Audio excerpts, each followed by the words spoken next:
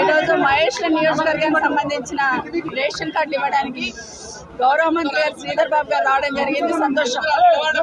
కానీ రేషన్ కార్డులు ఇస్తున్నప్పుడు కూడా పార్టీ పరంగా ఇస్తున్నట్టు ప్రోటోకాల్స్ పక్కన పెట్టి పార్టీ పరంగా ఉన్న మాజీలను అందరిని కూడా తీసుకొచ్చి స్టేజ్ మీద కూర్చోబెడితే ప్రభుత్వ కార్యక్రమం అని చెప్తున్నారు మంత్రి గారు. ప్రోటోకాల్ పాటించాలని రిక్వెస్ట్ చేయడం జరిగింది.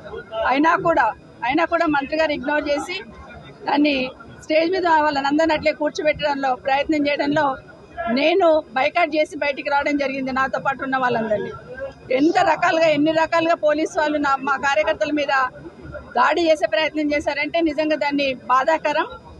మా పోలీస్ సంబంధించిన మా సోదరులు కూడా విజ్ఞప్తి చేస్తున్నా, ఏదైనా కూడా సమస్య వచ్చినప్పుడు రెండు సైడ్లు ఉన్న వాళ్ళని కంట్రోల్ చేసే ప్రయత్నం చేయాలా, కానీ ప్రతిపక్షంలో ఉన్న వాళ్ళను దౌర్జన్యంతో గెంటేసే ప్రయత్నం చేయాలనడం మాత్రం చాలా తప్పు.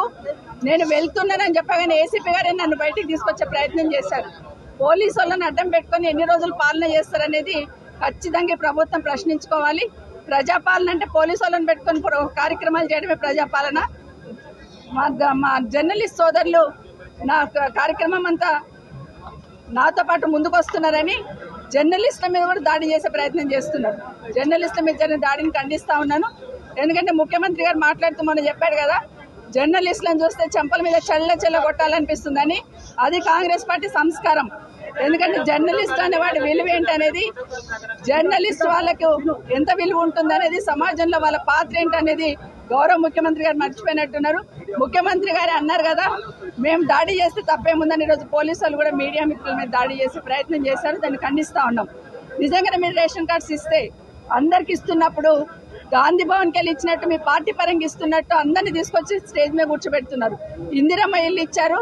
కాంగ్రెస్ పార్టీ వాళ్ళు పోయి ముగ్గు పోస్తేనే ఇందిరమ్మ ఇల్లు శాంక్షన్ అవుతుంది. రేషన్ కార్డు కూడా కాంగ్రెస్ పార్టీ వాళ్ళే ఇస్తున్న ఫీలింగ్ తీసుకొచ్చి ప్రభుత్వ పరంగా ఇస్తున్నారా, కాంగ్రెస్ పార్టీ నుండి ఇస్తున్నారా అనేది సమాధానం చెప్పాలి.